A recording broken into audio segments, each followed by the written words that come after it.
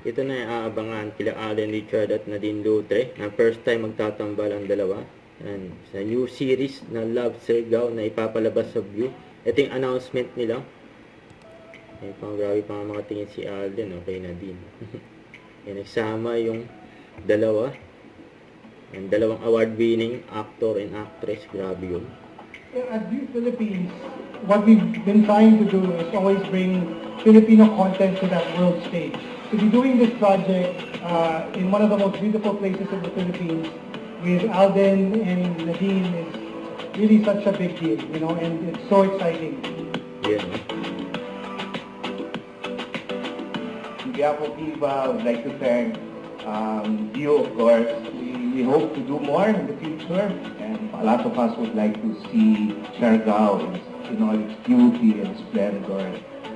You know, being able to work with Nadine in this project also, I'm really looking forward. Kasi I've seen a lot of your work, Nats, and I can't imagine myself na parang being part of this project with you is an honor for me. So maraming salamat. I would say that the story is also very close to my heart kasi isa po ako sa biktima nung So happy that I'm finally doing another series. I know it's been a long time.